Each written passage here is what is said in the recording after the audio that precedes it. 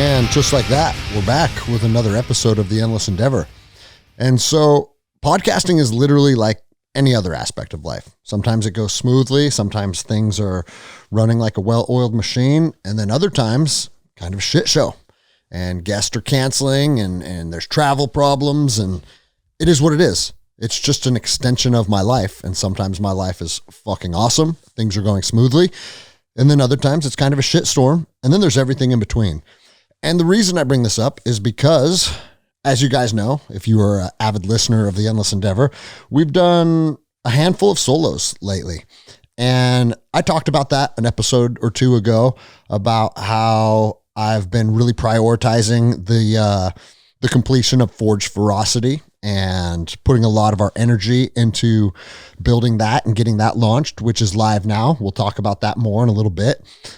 But the other reason that I want to bring it up is because shit happens. And I had 2 guests cancel on me last week, and it's no issue. Like, life happens for them as well. Some family issues and whatnot. And I'm not even upset about it. It's just, it is what it is. So here we are again, another solo cast. Last week we had the Sheriff Adam Fortney on. I really, really enjoyed that episode. Next week, it looks like we're going to have Semi Bird, who is a candidate for the position of governor here in Washington State. And based on what little I know about him, he seems to be aligned with a lot of our views and the way that we want to conduct our lives and live here in Washington State, the way that many of us do.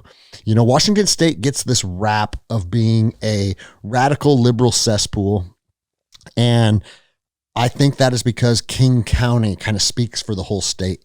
You get outside of King County and there's a lot of gun enthusiasts. There's a lot of people that want to pay less taxes and are disgusted with the public school system. And the list goes on and on and on. All the things that we're kind of sick of dealing with, the government overreach, and a lot of Washingtonians have had enough. And so I'm excited to have Semi Bird on, and I'm going to hammer down on him a little bit and really try and get him. I don't know anything about the guy other than I know he's a former Green Beret and now he's moving into politics. And I think that that's a good thing. I think a lot of our guys and gals from the special operations community bring a skill set, but more importantly, a mindset to government that seems to be lost. And that is that it's not about you. Sometimes it's about the mission first. And if you're willing to put yourself out there and do what's right as opposed to what's self-serving, sometimes it's not self-serving. And, Adam Fortney talked about it last week, how, he was called to serve as sheriff and he put himself out there and he jumped into politics when that is something that is like so far outside of anything he thought that he would ever be interested in pursuing. And man, it cost him a lot. It hurt his reputation. A lot of people came after him. A lot of people painted him into being somebody that he's not. And it's simply because they oppose him politically. And that's the world that we live in. So, if you jump into the arena of politics, these motherfuckers are going to try and turn your world upside down, because the days of 2 people sitting at a table and discussing their differences in policy are over. As we know, it's multiple year-long smear campaign trying to get as many people to hate the other person. And it gets gross and it gets nasty. And I don't think that a lot of people are interested in it. And a lot of people reach out to me and say, hey, when are you going to get into politics? You need to serve. You need to throw your name in the hat. You're the type of guy that would be good to have in there. And it's like, I'm not ruling it out, guys, but I think that might be 50-year-old Greg. I don't think that's 43-year-old Greg, because I don't think I have the capacity to deal with these motherfuckers in a civilized manner. And maybe that's a lack of emotional intelligence, or maybe that's a lack of maturity. And I'm not saying that it's not those things, but I'm really fucking tired of our entire existence being about getting fucking beaten down and subjugated and controlled and taxed and told what to do on every fucking level. And it's hard, guys. And I don't know if that's something that I can just sit across a table from these motherfuckers and be civilized and try and handle things through discourse. Like, I don't know what's next, but there's a part of me that's just like, you know what, man? Do we just throw in the towel and say, fuck it, and let the world burn? And I know a lot of you guys listening are probably like, dude, what the fuck? That's the worst thing you could do. But hear me out on this. I'm not saying like, I'm going to give up and I'm going to and I'm just going to take a back seat. But this is also our lives, right? This is also our experience on the planet, sharing love with our families, pursuing things that we're passionate about, building relationships that are meaningful, all the things. And it's different for everybody. Some people are chasing wealth. Some people are inventing things. Other people are chasing like crazy goals. And you got everything in between. But one thing that kind of is a constant across the board with everybody is government stifles growth. That's what government does. Government does not enhance our ability to chase our dreams and become the strongest versions of ourselves and be the creative person that we're supposed to be or be the leader that we're supposed to be. Government stifles growth. That's what they do. And the reason that they do it, and it might not even be by design, we don't have to put our fucking tinfoil hats on yet. It might just simply be the mechanism in how our government works is you get a certain amount of people that now get to make decisions on laws and policies. And inevitably, when you have a certain amount of people that have the power to control what happens, other people are going to start to become interested in them, and they're going to start investing in them, and they're going to start manipulating them, and they're going to start lobbying, and all the things that we see in how our government just, it's starting to become kind of a fucking, like a giant failure. And you can say, oh, we live in the greatest country in the world and we have more opportunity. And guys, I've lived all over the world. I've seen countries that I want no part of. And so don't mistake what I'm saying is I hate America, or I think it's dead, or I don't think there's opportunity. But we can also be completely honest with ourselves and say, this government is stifling growth. And when you stifle an individual growth, the only possible outcome is that carries over into your communities and you stifle the community's growth. A perfect example of that is my jiu-jitsu academy. I'm not out of the weeds yet. And don't get me wrong, the county's been working with me and it sounds like things are going to work out. But I'm telling you what, man, they don't fucking make it easy. They certainly don't make it easy. And they want to nickel and dime you every fucking place that they can. Every fucking place that they can. And it's like, oh, your well only pumps this much water. And to have this many toilets, it needs to pump this much water. So it looks like you're going to need to do this and you're going to need to do that and you're going to need to do this. And it's like, hey, listen, motherfuckers.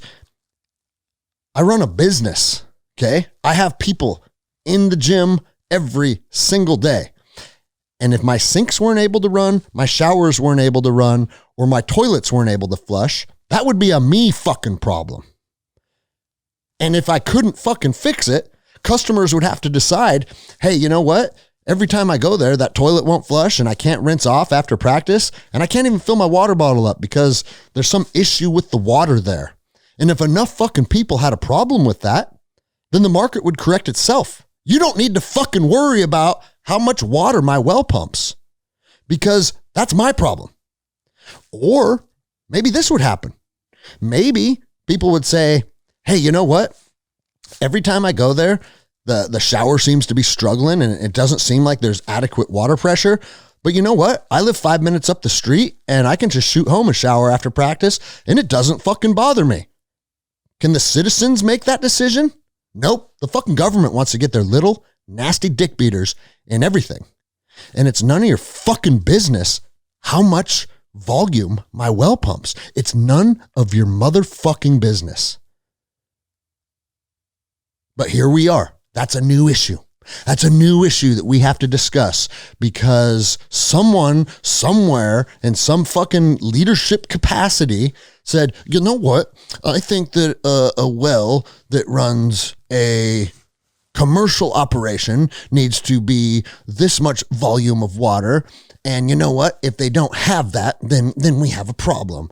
And it became some type of policy, or it was legislated. It's none of your fucking business. I'll fucking worry about that. You know what? If I fucking open a business and don't even plumb it and don't even run water to it, and I say, hey guys, welcome to Electric Jiu-Jitsu. We have no showers. We have no bathrooms. We can't even allow you to fill your water bottle up here because we don't even have a fucking spigot. But we got great jiu-jitsu and we got good training. Are you interested? And if people are fucking interested, shouldn't that be up to them? Shouldn't that be their consideration? Nope. It's the fucking government's. But here's the most ironic thing. We've been open 10 years and I've never had one issue with the volume of water that comes out of my well. Not fucking one. In fact, I can even take it the other direction, because there was a drought one year. And this was literally like a year before I bought the property. The guy I bought the property from told me this story, how there was a drought one year and a lot of the wells in the area dried up. And he goes, bro, the well on this property ran so well that we ran fucking hoses to like 5 of the surrounding properties and ran their houses off of this well as well. So you have a good well here. It produces even in the drought, which a drought in Washington is basically unheard of. I can't even walk through my fucking lawn right now at my gym or at my house without water seeping up through my toes. And so it's crazy that this is where we're at. And guys, I know I've talked about it on the show a lot. It's death by 1,000 cuts, or the frog in the pot analogy, where we just allow these motherfuckers to put in place all of these laws and legislate us out of all of our money and legislate us out of all of our freedom. And now you pay fucking taxes out the ass on everything. And the ironic thing is, guys, is when you want to start a business or create something, they literally, I honestly think this is what it is. I don't know if it's malicious. Like, I don't know if it is intentionally like, hey, let's keep the small man down and make it hard for them to go into business. But you got to ask yourself, is something like that going on? And I'm not sure. But what I think is probably happening is it's just absolute incompetence, blind leading the blind. And you have all these fucking people sitting in the fucking, the county courthouse. That's where all their fucking offices are, that have never created, that have never built, that have never inspired, that have never led. And they think, this is what they think, that if you are the type of person that can build a $300,000 facility, that you must be the type of person that they can fucking squeeze a little more blood out of. And it's such a backwards way of thinking, because anybody that's listening that has ever done anything as an entrepreneur, I promise you, they will tell you the same thing. Every single project that you ever embark on, you will be dramatically over budget. And guys, we sat down and we tried to fucking plan every single last aspect of our build. And guess what? The price of lumber went up, and the ground is weak over here, so we needed to bring in twice as much rock as anticipated, and the list goes on and on and on and on. And before you know it, you're $200,000 over budget. And that's just the cost of doing business. That's the cost of building. That's the cost of creating. But they make it exponentially harder by putting all of this fucking red tape all over the place. And the thing is, they're not doing anything that's benefiting society. Why? If anyone, and maybe I'm just crazy Anderson, but can anyone describe to me, or explain to me rather, how having a certain amount of water pumped out of my well is something that can make or break a jiu-jitsu academy? Like I already said, the market should correct itself. Oh man, that jiu-jitsu academy, it's filthy. They don't even have any water running to it. Why would we train there? Yeah, I train there and I get fucking staph infections because they can't clean their facility. Like, hey, dummy, I understand the amount of water it takes to run a jiu-jitsu academy, and you'll be shocked to hear this, but it's worked fine for 10 years. And now all of a sudden, we have to have a fucking discussion. Fuck you. You know? And so part of all of dealing with all of this stuff, and I'm interested to get feedback from you guys, because there's a part of me that's like, you know, I've been doing this show. We're coming up on episode 200. I mean, that's 200 episodes of speaking out against tyranny, pushing freedom, pushing capability, pushing health, pushing fitness, pushing power, and pushing against weakness and compliance and all the things that I see making our society continuously be on a downward trajectory, to the point where it's like sometimes I feel like we're circling the fucking drain. And here a lot of us are, and I include you guys into this because if you're listening to this show, I'm assuming you're probably of a like-minded person, and we're doing the things that we can do to try and make society better, make people stronger, make people freer, push back against these tyrannical motherfuckers. But fuck, man, it's like, at what point is it just like, you know what? I can't play this game anymore. Because that's what it is. It's a game. And I'm not kidding, guys. A lot of times it just makes me want to fucking buy my sailboat and disappear and go be me for the rest of my life. Go be me without these rules. Because here's the thing, guys. I understand. I'm not fucking oblivious. I understand that a civilized society needs rules. It needs laws. But in the foundation of why any culture sets up rules and laws and expectations of their citizens, it's pretty much based out of kind of universal law that we all agree on. Like, I can't steal my neighbor's shit. If I do go into my neighbor's house and steal his shit, well, we have a problem. And that problem can be solved several different ways. Maybe the local government handles it and they fucking chop my hand off, or they put me in a cage. Or maybe the homeowner handles it. You're coming into my house to steal my shit. I'm going to shoot you in the face. I understand we have to have these moral obligations that we hold in regards to each other. You know, I can't go rape my neighbor's wife. You know, like, I think we all agree there's certain things that if we're going to share a physical location with one another, that we have to be willing to agree that there are certain things that we don't do to each other. There's certain activities we don't partake in. But most of those should be geared around me being subjected to any type of violence or wrongdoing. And we don't need a panel of people at the county to determine what wrongdoing is. We all fucking know it. Most people already have an understanding of right and wrong. And even the people fucking committing the crimes, they also have an understanding of right and wrong. And that is where we kind of came together as a collective and said, these aren't the behaviors that we as society are willing to adopt. So if you do that, we're going to have a problem with these people. And I think that that's actually very healthy and natural. And it perpetuates a society that can actually function. But tell me where in that society we somehow veered from, hey, we're not going to allow each other to hurt and steal and rob and rape, and we're going to take care of each other, to the point where now the government gets to say, hey, your well doesn't pump enough water. Where the fuck? Bridge that gap for me, because I'm having a hard fucking time.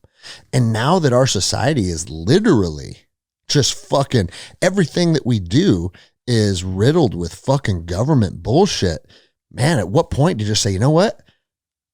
I partook in the system for a long time, and in the interest of my own sanity and in the interest of my own family's fucking happiness, I got to just remove myself and I got to get the fuck out of here and go do my own thing and go do me. Now, I'm not saying I'm canceling the podcast or I'm going to disappear, because the most important thing in my life that I'm doing right now is the Jiu-Jitsu Academy, and it's thriving and it's doing great. So I'm going to be here and I'm going to fucking fight for it. But it's something that gets exhausting, guys. And I think that's by design. I think they want the people that are willing to push back and stand up and try and be leaders and try and create and try and build community. I think they want you exhausted, because they don't want any of those things. They don't want you to be part of a community that's meaningful. They don't want you to have people to your left and right that you can rely on. They don't want you to fucking take your body from being fat and weak and incapable to someone that is strong and defiant. They don't want those things. And so inch by inch by inch by inch, for the last probably fucking who knows how long, probably 100 years, they have put more power in their hands and taken more power out of our hands. The transfer of power has been massive. And guys, let's be fucking completely serious. If you ever give up any type of rights to the government, you ain't getting them back, shy of fucking taking them back. It's just not how government works. These motherfuckers are so backwards that they think you need them. They think you need them to be able to open your business or run a sustainable business or create something or build something. They think you need them, and they can't fucking create anything. They can't be fiscally responsible about anything. Government is in debt. Government pisses money away on everything.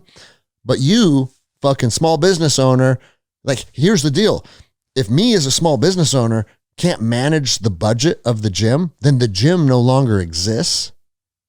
Or I have to fucking take loans out and go into debt. Like, there is a catastrophic outcome of me not managing the financial responsibilities of a small business. Now, it's a small business, okay? I'm not running First Form or fucking Fieldcraft or Microsoft or Google. Like, there's a lot of companies that are they're dealing with way more problems than I'm dealing with. But I promise you talk to Andy Frisella, you talk to Mike Glover, all the same problems that you deal with on a micro scale with a little business like mine, the big guys are dealing with on a macro scale. And they're just taking more money from them. And so something has to change. And if it doesn't change, where does that lead us? And I think, not to go down the doomsday path, but I think it leads us to a period of instability, a period of civil unrest. And I think that might need to be how we find a solution to this. I don't need to pay you tax on property I already own. I fucking own it. Does the government own it? No, I fucking own it. I own it. I bought it and it's mine now. So what the fuck is property tax? What is that? We could go down the list. We talk about this shit all the time. But now, my papa's property tax is more now than he paid for the mortgage of his house. He paid his house off fucking like 50 years ago. The guy's 80. And his property tax now is more because he was smart when he was young and he made some good money and he bought a cool place and he's on the lake. Oh, well, if you did well 40 years ago and you bought a nice piece of property, now we're entitled to that somehow. We're entitled to take from you because you opened some small businesses and you were fiscally responsible and you built a small little empire and you did pretty well for yourself. And now you're 80 and we're going to charge you $1,300 a month to live in the house that you bought and paid off. Or how about this one, guys? When your parents fucking pass, they're entitled to part of your family's fucking wealth. Like, guys, that is so egregious that in itself is worth fucking fighting to the death over. But the thing is, until there's some type of unified pushback where everybody just says, and it doesn't have to be by the bullet. It just has to be by, you know what? You ain't taking my fucking money anymore. Fuck you. And if everybody did it, it would have a pretty good fucking, it would have the outcome that we're looking for. But here's the interesting thing. You know, I stopped by one of my friends' business the other day, and she runs a really nice spa, like a health spa. And she referenced something about having to pay taxes. And I said, yeah, you know what? Maybe we all just collectively say, fuck you. We're done paying your taxes. And the girl at the front desk goes, yeah, that would make a lot of sense. I'm sure you don't like firefighters and roads, do you? And it's like, fuck, man, that is what you're up against. Hey, no shit. I understand we need first responders. If you don't think we could fund every fucking thing that we need to fund with a flat 10% tax across the board, then you're being manipulated by these motherfuckers. They don't need 50% of our income to make our fucking roads work and to pay our police officers. They don't fucking need that. They don't need anywhere close to that. Go look at where your fucking money's going. You know, that fucking omnibus bill that just got fucking passed that they gave Congress, like, I think it was proposed at 2 a.m. or whatever the fuck they do. And then you had to vote on it in I want to say it was less than 24 hours they had to vote on it. And it has all of this fucking egregious spending inside of it.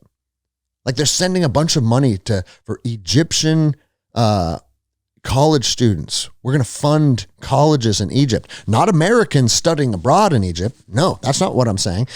We're going to fund Egyptians going to Egyptian colleges. And the list goes on and on and on and on, where they just take our money and fucking piss it away. Why are they pissing it away on things like that? Why do you think? Because that's all their little backdoor deals and all their taking care of all their little buddies. And you were a lobbyist, and now I'm going to get you back, and you took care of me over here, so I'm going to take care of you over there. They're all fucking taking care of each other with our money, and we're allowing it. And it's fucking preposterous, and it should bother you. But we've just arrived at a point, and again, like I said, guys, it's death by 1,000 cuts, and I get it. Because if every 2 years the government institutes a new little tax here and a little tax there, it might not seem like the fucking sky is falling. But when you look back on it 40 years later, you wake up and you work half the year for the United States government. Think about that. It doesn't matter if you're a 9-to-5-er, if you work at Amazon, or if you run a jiu-jitsu academy. We get up and we do what we do for the first 6 months of the year so the government can send billions of dollars to Ukraine. So the government can fund college kids in Egypt.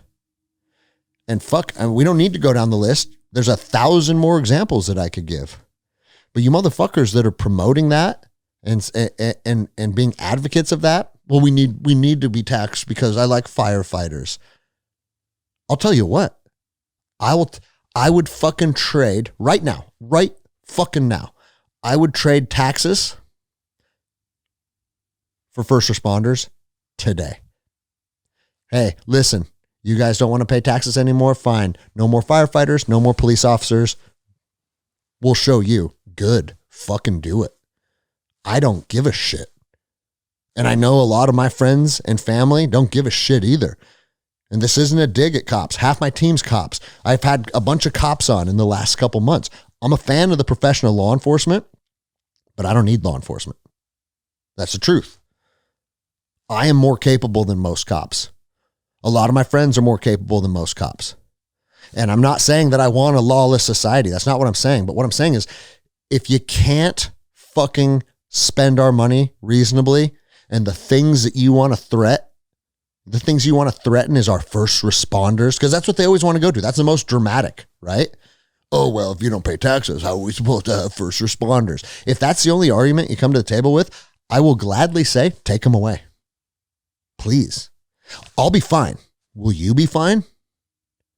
You know, these motherfuckers, man. And so because this was kind of an impromptu episode, I don't have a lot of things on my mind, and I'm just kind of fucking playing it by ear. But dude, there are some things that are shocking to me. And there's some things that I want to bring up. Supposedly, the FBI, I mean, this is fucking ABC News. The FBI director warns of dangerous individuals in the country now because of the southern border crossing. That's the director of the FBI saying that. You know, like, we already knew that. Like, that's not a surprise to anybody, right? But now the FBI warns of increased terrorist threats leading into the Easter season. So while the government's worried about the volume of water that my fucking well pumps, we have terrorist cells moving into the country, or so they say. Now, I am not a fearmonger. I'm not someone that promotes all the buzz things that scare people, because being afraid doesn't serve you. Being afraid is the opposite. Being afraid paralyzes you. Being afraid makes you weak, right? I'm not afraid of terrorist cells coming into the country. I'm not. If you come into the country and you cause a problem and I'm present, I'm going to engage you in combat, and may the best man win. And I'm not saying I'm some fucking superhero Captain America motherfucker, but what I am saying is I've confronted people that want to kill me before, and I'm comfortable confronting people that want to kill me again. And if it happens, so be it. Do I want to do that? No. I want to teach jujitsu. That's what I want to do. I want to teach kids jujitsu. That's become my biggest passion of my life. That's what I want to do. But when you keep the border open purposefully and intentionally, and you have literally millions of people coming in that are undocumented. Yeah, I better say undocumented, because if you say illegal, someone's going to be upset about that. Like the fucking president of the United States, the dude that caved Laken Riley's head in, a 22-year-old girl, he referred to him as an illegal during the State of the Union. He referred to him as an illegal, and then the next day he apologized. He didn't apologize for getting her name wrong and calling her Lincoln. He apologized to a illegal murderer because he called him illegal. Oh yeah, no, I should have said undocumented person. That'd be the right thing to say. That was wrong of me. I should have said undocumented. You pandering faggot fuck.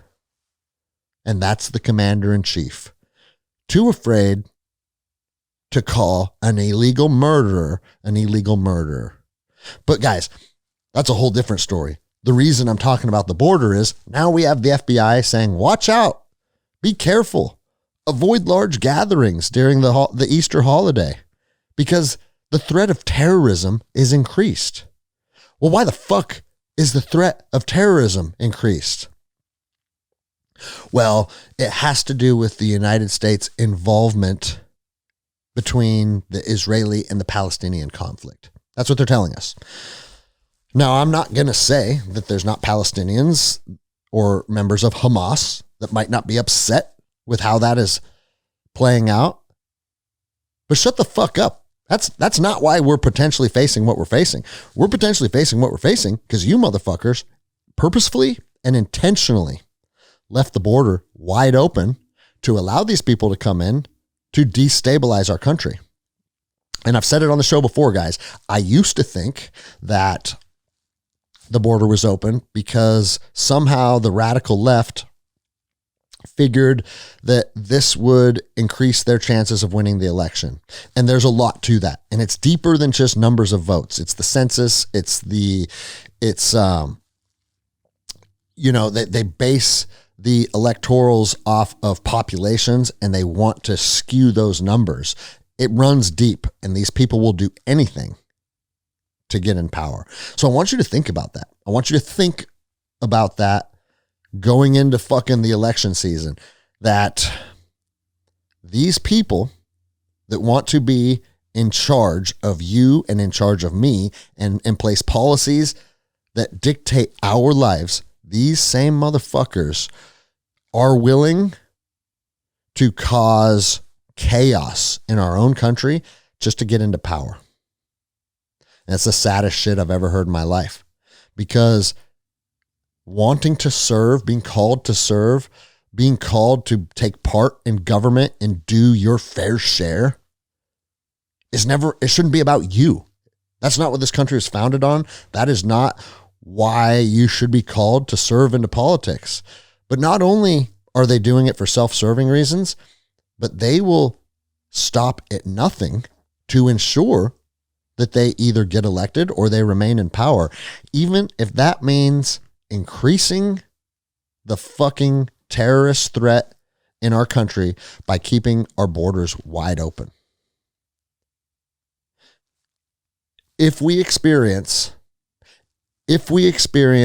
any type of terroristic attacks in the coming weeks or months, I've said it on the show before, guys, it is not the fault of the Islamic jihadists that pushed the detonator. It is not the fault of the ISIS fighter that shot up the room full of people. It is not the fault of the Hamas militant that detonated a car bomb out front of a fucking restaurant. Those people are going to do what those people do. I went to combat against those people for 10 years of my life.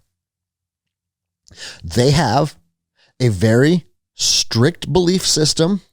They have what they believe to be right and what they believe to be wrong. They have what they believe to be, or I should say, who they believe to be the enemy and who they believe to be righteous. Okay? And I'm not defending them.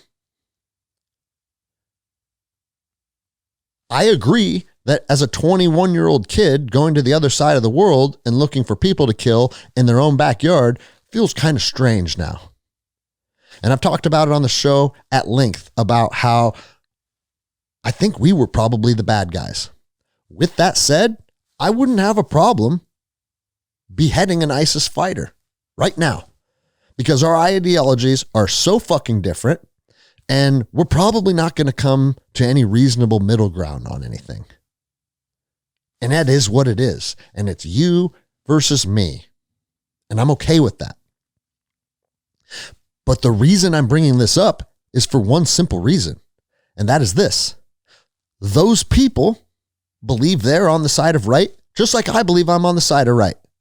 Those people believe that their faith and their beliefs and their actions are righteous and in alignment with God.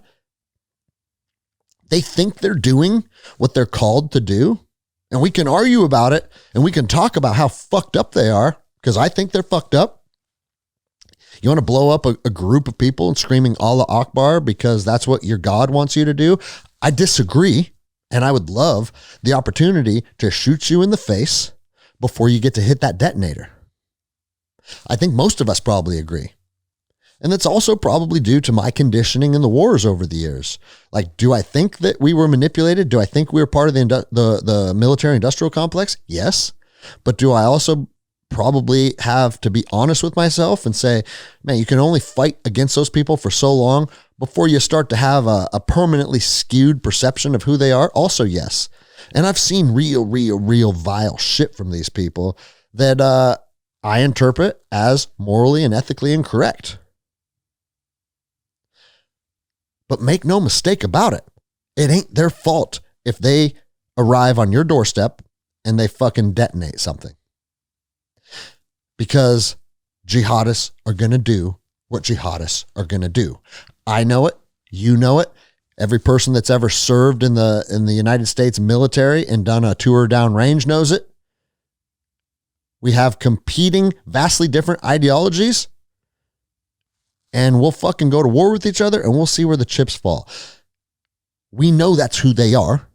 And now our own government has invited them into our backyard.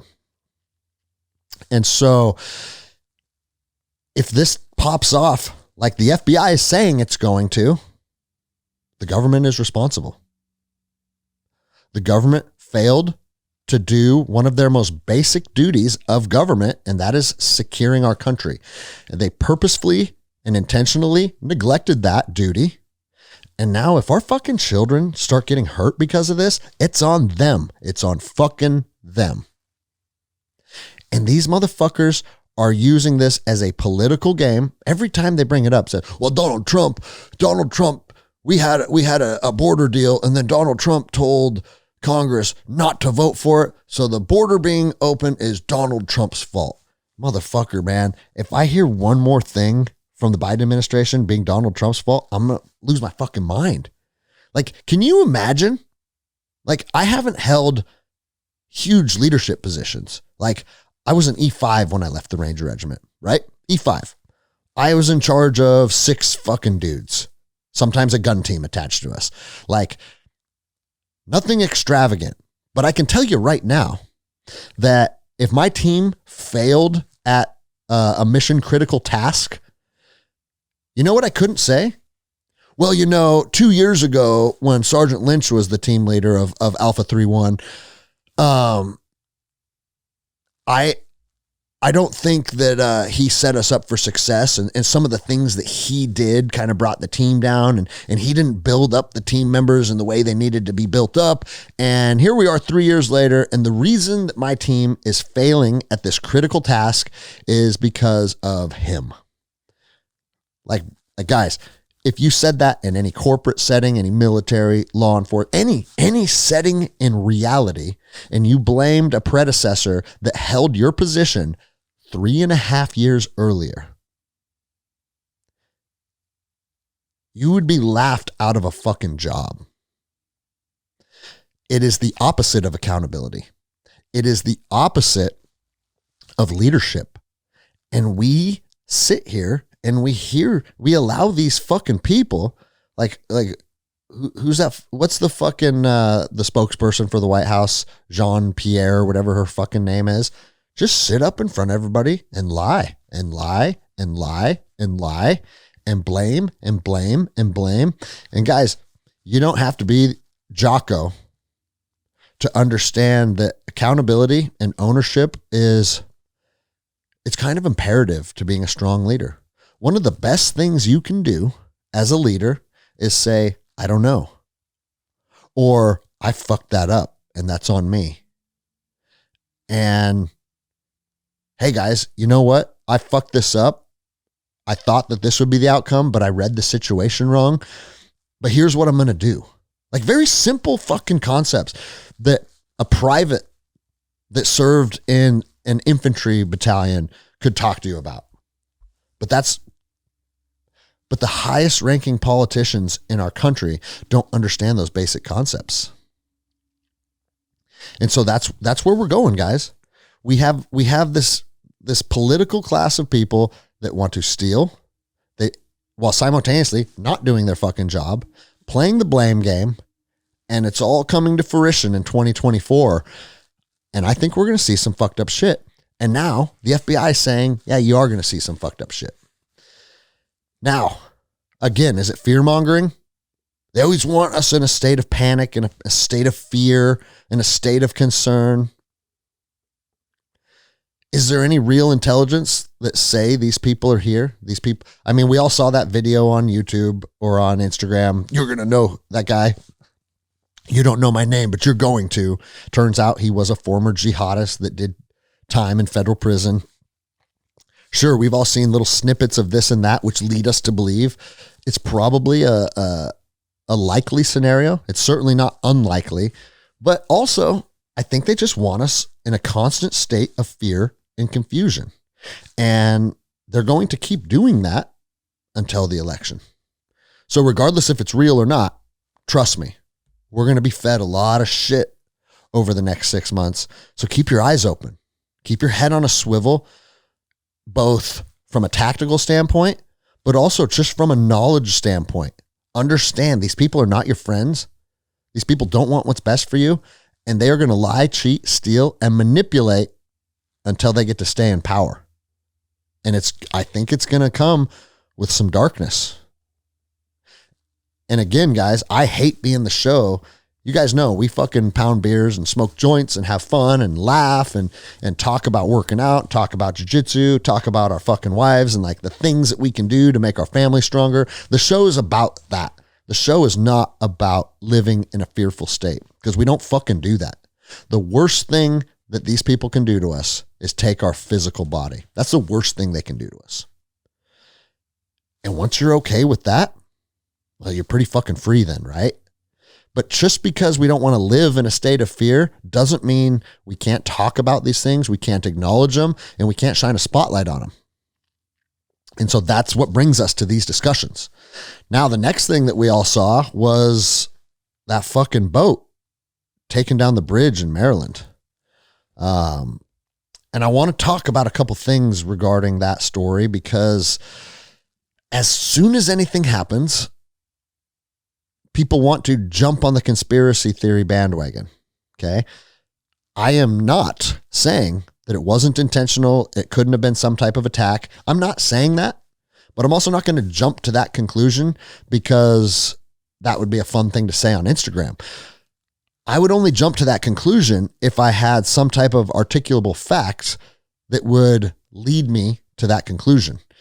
And so, and sure, there's videos going around that looks like things were detonating. I don't know if you guys saw that. That's pretty shocking. You know, the bridge got hit, and then you could see that things were detonating on other parts of the bridge. You could see like explosions. But I'm also not an engineer and I haven't built bridges. Like, if one part of a bridge starts to go, could that cause all the transformers on the bridge to blow up or whatever? I don't know. That's outside of my wheelhouse. Or here's another thing we have to start fucking thinking about on every single thing that we hear and see. Could it be AI? Could someone have taken the footage of the bridge going down and just added in, manipulated the footage to add in little detonations? Could they have done that? Absolutely. Of course they could have. I mean, fuck, you can go watch Avatar, which is completely fake, you know, like, and that puts us in a weird spot. But I saw one thing that's like the Obama's predictive programming of a vessel losing power and causing damage is now reality. And I'm like, fuck, man, that to me, that feels like a little bit of a stretch. Don't get me wrong. I do think the Obamas, I forget what the show was called, but it was the End of the World show that the Obamas just released with Julia Roberts. I do think that was predictive programming. And I do think we are going to see things like that in our future. It's probably sooner than later. But I'm here to tell you, as someone that owns a vessel, power issues on a boat are not uncommon. Dealing with your inverter and your batteries dying and your shore power wasn't plugged in. And I know my boat's only 30 feet, right? But times that by 100, now you got this fucking boat. And the reason I say it is I've been under my fucking, in the back of my boat, under the transom with a fucking voltmeter for hours, because one thing that will always happen on a boat is a grounding issue. You will have grounding issues on boats and it'll affect your power. For those of you that are electricians, maybe you could fucking give a more in-depth description of exactly what's taking place. But all I can say is boats and power issues, they're one and the same. They go hand in hand. And so it's not out of the realm of possibility that the boat had a power issue and then it crashed. But then the other side of it is we saw it. There's a video, I think DC Drano, I think that account, I think he shared it where it showed, they sped up I don't know if it was the 5 minutes before or whatever, but they did an 8 times speed of the normal footage. And it looks pretty intentional. The boat's driving one direction and it does like a 90-degree turn and then wham, goes right into the bridge and knocks it down. Pretty shocking, right? Like, but that's where I'm at on this stuff, guys. Question everything. Don't trust what you hear on mainstream media. Don't trust what you see coming across your social media feed. Question everything, but don't be so far on one side that you just jump to conclusions and every single thing that happens has to be an offensive attack from our adversarial government. Like, I don't think we're there either, right? And so, yeah, guys, I don't fucking know, man. It's something that is concerning, but it's also, it's hard. And this is part of the problem in society, is that we are trying to interject ourselves and have opinions on problems nationwide. We are having things shown to us via our telephones and our televisions where it's shocking, it elicits an emotional response, and then we start to have an opinion on it. And all the while, it has very little bearing on our lives. And we're starting to care about more things outside of our lives than the things that actually affect our lives. And, I foresee this being one of the downfalls of either our society or maybe civilization as a whole, that we're just too big. Like, we don't have any tribal connection. As human beings, we should be concerned about what's happening to our right and our left. The people that live in the hut next to me, the people that live in my small little community, and we all have our roles and we all are doing our thing. And if those people are dropping the ball on something, or they're doing something unethical, or there's something that needs to be addressed, something that's negatively affecting the tribe, then we go deal with that problem. But now we deal with problems all day, every day, that have nothing to do with us. And here I am on my podcast talking about these problems. Like, I'm part of it too. Don't get me wrong. I'm not saying like go disappear in the woods and don't partake in society anymore. Unfortunately, this is kind of how what our society has grown into. But I'll tell you, there is a part of me that wants to fucking, like I said earlier, just get on a boat and disappear and disconnect from all this stuff. So I don't know what the future holds. But disconnecting and disappearing is not out of the realm of possibility. Guys, for not having one fucking thing to say, we're at 52 minutes. So not full crazy Anderson today, but we're getting in the weeds a little bit, and it's fun, right? Sometimes it's good to just share thoughts and opinions. I told you I'd bring up Forge Ferocity again, and I'll tell you guys, Forge Ferocity is an online accountability network that I created. It's almost like its own little social media, which is like, more social media. Every time I hear people say like, oh, you're not on X, do you need Threads or Trump's Truth Social? You don't need to be on YouTube anymore. Get on Rumble. And it's just like, fuck, man, it's getting exhausting because I don't want any of that stuff. I have an Instagram, and that's enough for me. That's enough social media. But this isn't social media with people that are outside of a real life capacity. I'm building a social media platform for people that want to connect with each other, want to know each other, want to ask questions of each other, and genuinely want to make people better. And we are a week and a half in now. So yeah, I'm recording this on, what is today? I don't even know what today is. Today's the 27th. And, so we're 9 days in, and we got like 20 members, and it's a small group of people. We've gotten together twice. Each Monday, we're going to get together on a Zoom call, and we all just talk about setting expectations for the week, what our goals are for the week, what we want to be held accountable on.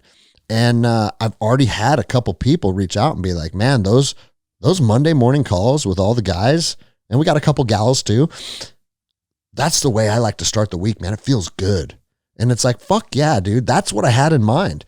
And if it never gets bigger than these 20 people and this becomes a thing where we check in on each other and start to kind of create an environment where people feel like the people on the other end of the keyboard care about them. They want them to succeed. They want to see them thrive. Because guys, as you fucking know, you get on any social media, the comments are a cesspool. And that is what kind of motivated me to want to do this.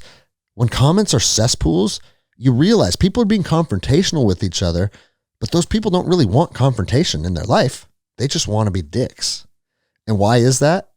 The conclusion that I've drawn is the reason they do that is because they're probably not happy with who they see in the mirror. So if you're not happy with who you see in the mirror, instead of getting on Instagram and talking shit to people, join Forge Ferocity and ask, dude, how do I change to become the person that I want to see in the mirror? What am I doing in life that makes me not like myself? Maybe I should change that. Where am I dropping the ball? Am I dropping the ball in my relationship? I'm first to tell you right now, I've kind of dropped the ball on my relationship over the last couple of weeks. Me and the wife have gotten at each other's throats over things that we probably shouldn't have been at each other's throats over.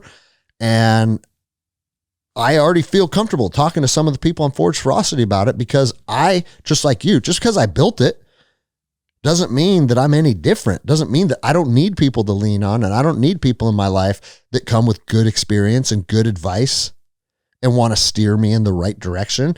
And that's what this website is. You know, like I said, we've been open 9 days now. And how many fucking, I'm trying to see. I'm looking now. Fuck, I don't know. But we have a lot of conversation already taking place.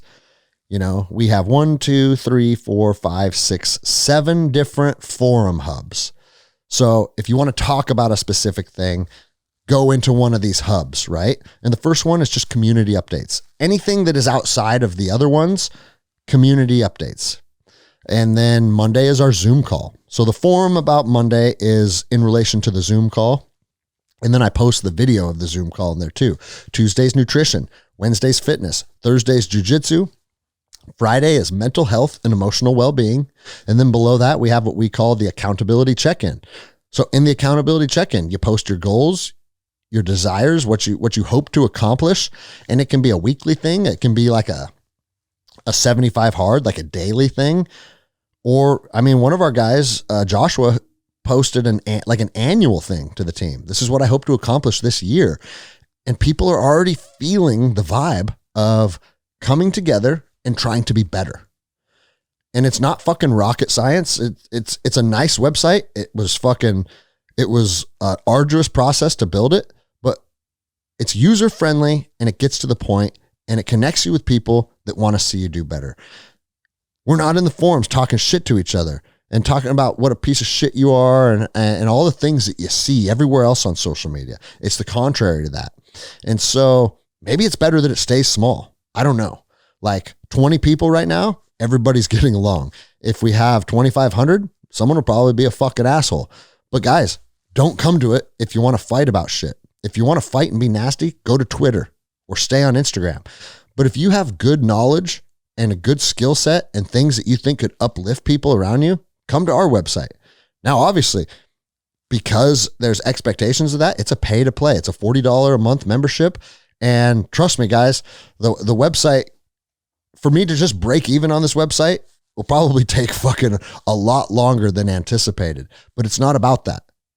And, you know, I'm not going to say it's not about that. Anytime you can generate revenue for your family, that's a good thing. Don't let people ever diminish that or take away from that. But that's also not the foundational reason of why we're doing what we're doing. The foundational reason of why we're doing what we're doing is to connect people to be able to be part of a community that cares about them and uplifts them. And then if in the back end it ends up ever being profitable, good. Like that'll make my family fucking happy. And I hope that I can afford to do more meaningful things for my children in the future as a result. Never diminish financial freedom. But regardless, guys, we don't need to go down the tangent to that. I just wanted to give you guys a quick update on how that's going because so far so good. It's been cool, man. Guns and Geese is officially back. I know we talked about that last week, but I want to touch base on it again because leading into this summer, we had a couple different schedule changes. Lappin's busy as fuck these days with Fieldcraft, going all over the place, doing a bunch of different things. And we went back and forth. These are the dates that we landed on. So check your calendar, see if it's something you're interested in. And I promise you guys, if you come to Guns and Geese class 11, which is June 21st through 23rd here in Lake Stevens, Washington, or class 12, which is August 16th through August 18th, also here in Lake Stevens, Washington. I promise you won't be disappointed. It is one of the coolest weekends you are ever going to experience. And again, me and Lappin and Joao, we happen to be the guys that came up with the idea. But what makes the experience powerful is the 30 people you share the entire weekend with. We're together the entire weekend. We're training together. We're eating together. We are bonding around a campfire at night, talking, opening up. It's always a really, really great experience. And then we're looking to do Guns and Geese 13 this fall in Provo, Utah. Provo, Utah dates have not been released yet, but the two in Lake Stevens, they're up, they're posted at vitabjj.com. I will put the link in the show notes for this episode below so you guys can go there, click the link and see what you think. See if it's something that you're interested in. I'll tell you this, guys. You will not ever be disappointed in investing in yourself. It is sometimes like when you add up traveling and ammo and the cost of the course, like I understand that like everybody's on their budget and everybody's budget's different. But when you leave Guns and Geese Sunday evening, one thing I will guarantee you is that you will say to yourself, the investment that I'd made in myself over this weekend was worth every cent of this investment. And probably I can't tell you how many fucking students I've had come up to me and be like, just so you know, I think you should be charging double what you charge. For what we get and what you guys put in, I would have happily paid double. And so obviously, again, I like making money. Okay, guys, but we also want Guns and Geese to be something that is affordable to attract the right people. If you were interested in coming, or even if you're a maybe, all right, what I would suggest you do is buy your ammo right now. Buy your ammo right now. And if you come, then you got your ammo. If you don't come, then you have 450 rounds of 9mm that you can use for whatever you want for the rest of your life, because ammo is currency. It does not diminish in its value. And it is something that is always going to be sought after. But the powers to be sounds like they are looking to make ammo exponentially more difficult to obtain in the coming months leading into the election cycle. Supposedly there will be a massive run on ammo this summer. And again, that's not me fucking trying to stir the pot of bullshit. That's just me regurgitating what I've heard from people that follow this market and are involved in this stuff a lot more than myself. And so something to think about. All right, guys, I want to wrap up with this. We're over an hour. Solo episodes, I shoot for an hour, but I want to wrap up with this because I've started to become almost at peace with seeing all of these people that are purposefully choosing weakness over strength. You know, Cam Haynes just posted something. I shared it, and it's like a bunch of dudes saying, men don't need to be strong. Men need to, it's okay to be a victim. And he's like, no. And then it shows him running up his hill with a fucking giant rock on his shoulder. It's okay to have a dichotomy in who you are as a man. It's okay to have a soft side. It's okay to feel emotions. It's okay to be sad. It's okay to cry. But that's only acceptable if you're also capable of being strong and being present and being powerful and standing up for yourself and standing up for your family, standing up for what's right, saying what you believe to be the truth. If you can do those things, you can be that person, then the dichotomy of that is you can also be someone that is sensitive and someone that can show emotions. But just like I've said on the show 1,000 times, when I was in the Rangers, it was all the other side of it. It was all 100% being a warrior, 100% in being a fighter, wanting to fucking rape, kill, pillage, and burn. Like that's what they want you to want to do, right? And at 20 years old, maybe that was good for me. But now we have a whole generation of people that are embracing the other side of it. They're celebrating weakness. They're celebrating their obesity. They're celebrating their incapability. And you know what a lot of these motherfuckers do? They even celebrate their sadness. People are defined by their depression. They're defined by their anxiety. And it's like, dude, get the fuck over it. Oh, that's easier said than done. No, it's not, guys. I saw a lot of bad shit when I was younger. And I'm not fucking held down by it. I don't allow the shit that happened in Ramadi, watching people get killed, seeing kids get fucking ran over and killed. Like, sad shit happens to everybody. At some point in your life, if it hasn't happened yet, you're going to go through some sad shit too.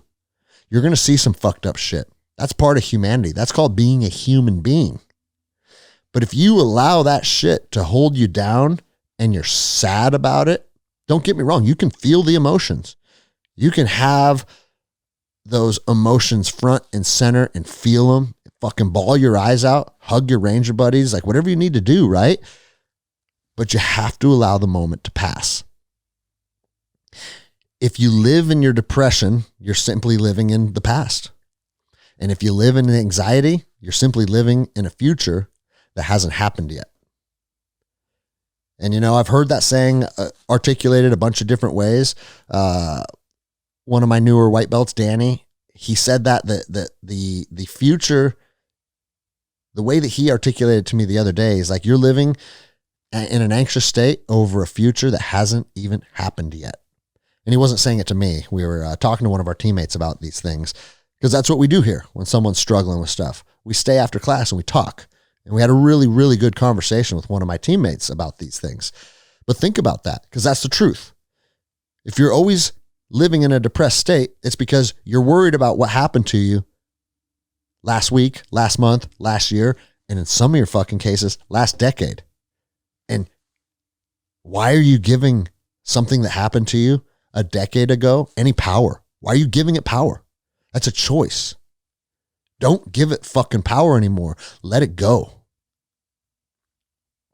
Because we need the people that are strong, capable, and good human beings to drop that fucking baggage and be the best version of themselves moving into this next year. We need you. We don't need you wrapped up in your PTSD. We don't need you wrapped up in your sexual trauma from when you were 6. We need to be you today. And we need to make sure that you're on the path to be the best you tomorrow. That's what your family needs. That's what your friend needs. That's what society needs. That's what we need as a whole. So don't get pulled into this shit where you allow yourself to perpetually be a victim because some sad shit happened to you. And I'm seeing it more and more and more and more on social media where people choose weakness. And you know what the conclusion I've kind of come to is? Good. The more people that do that, the more people that just overtly give up and become a victim to their trauma and a victim to their PTS, it's going to be that much easier for the people that want to rise to the top and get where we want to be. So when I say fix your shit and let go of your trauma, I'm just talking to Endless Endeavor listeners, all right? I'm talking to the tribe of people that are listening. Everybody else, stay stuck in your fucking trauma. Stay weak purposefully. Stay weak because you're being manipulated by the system and being told to stay weak. And I know, guys, navigating through this is easier said than done because we are constantly under a psyop, which that means a psychological operation. We are constantly under a psyop. You know, I opened up my Instagram today and it said trans identifying man takes first place at the Masters 2024 USA National Weightlifting Championship. Yep. Headlining news and completely normal to half of our fucking country that a man can go out there and he ends up, I know it's shocking, right? It's fucking shocking that he lifted more weight than the women. And some of you motherfuckers celebrate that. Some of you motherfuckers celebrate that. And if you do, shame on you. Like, this is the most asinine thing that has ever happened in the history of humanity, that we allow our women to be beaten and belittled in regards to their athletic capabilities because we allow men to go out there and continuously show them that they are the weaker sex and continuously shine a spotlight that they are the weaker sex. Here's the interesting thing about that. If your fucking brain works and you're a realistic person, we already accept that women are the weaker sex physically. Nobody has issues with that. But because they're the weaker sex physically, we take care of them and we protect them in that realm. And we can protect them physically, and your woman should then reciprocate that by protecting you emotionally. And that's why it all works. And I'm sure I'll get an email. They'll be like, oh, I know a girl that can deadlift more than you. Congratulations. All right. Congratulations. You found an anomaly and I don't even fucking deadlift. All right. But you know what the fuck I'm saying. And here's the thing. How come in weightlifting, we celebrate it? How come in swimming, we celebrate it? But the fighting one, that was a little tough for people. When that fucking dude was cracking women's faces, that was a little tough for even you radical motherfuckers, wasn't it? But if we're all the same, we're all the same. You can't have it both ways. So I would love to see John Jones fight a woman, and let me know how that works out. It's mental illness, guys. It's what it is. And the reason I'm tying this together with what I was saying about celebrating weakness is because they perpetuate these mentally ill people that are physically, but more importantly, spiritually weak. And then they put them on a pedestal. They expect us to worship them and they expect us to celebrate them. And guys, I ain't celebrating a dude that can lift more than women. It's not inspiring to me. You know who I celebrate? I celebrate people that inspire me. And if you think that you're going to become an inspirational person by defeating somebody that is weaker than you, like imagine if I went and signed up at a jiu-jitsu tournament and said, I only want to fight females. And then let's say I won, assuming Gabby Garcia wasn't in my division, right? But even her, like, dude, I go win against the best females in the world. Okay, cool. Congratulations. It's insanity. So that's where we're at, guys. We'll wrap up with fucking the insanity that is encompassing our country on a fucking daily basis. But remember, it's all by design. And it's all to make you emotionally unstable and cause confusion. Because when you're confused, you're easily controlled. When you're confused, you're compliant. When you're confused, you're not defiant. Other than that, guys, I'm going to let you go. Next week, we will be back with hopeful Governor Semi Bird. And if you have any questions on that, let me think about this. Nope. We'll already be done with recording by the time this one drops. So I was going to say, send me questions so I can ask him on the air, but that's not going to be possible based on our timeline. So I'll make sure that I put something out on our Instagram. That way we can get questions coming in. And I really think it's time to start to change the trajectory of this country by the ballot, because if we don't, we know what that means. The only way it's going to be changed is by the bullet.